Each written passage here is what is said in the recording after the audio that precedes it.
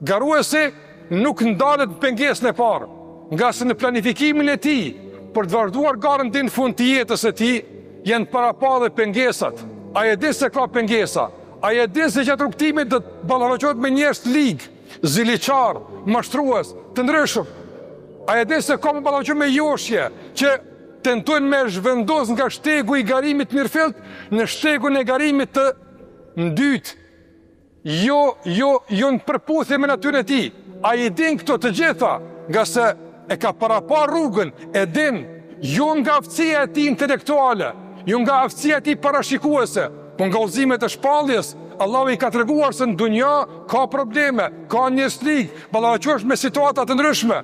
Andaj gjitha këto i ka parasysh dhe nuk befasohet nga ngjarjet, por i gatshëm që të ballafaqohet me to. Dhe vazhdon tutje garën. Pejgamberi më ka ditë se kurreshtë e Mekës nuk kanë me lënë atë, kanë me unis pas tij, kanë me tentu me eliminu, me vra, me burgos, kanë me tentu. Prandaj i mori masë të duar që gjitha këto planet të kurreshëve të dështojnë e të jetë i suksesshëm plani që kishte bërë pejgamberi alayhi salatu wasalam. Andaj të ndërrozë vëllezër, garuesi që synon xhenetin, garuesi që synon kënaqësinë e Allahut, garuesi që don me garu me burrat e mëdhaj, me njerëz të mëdhaj, me besimtarët e besimtaret e devotshme.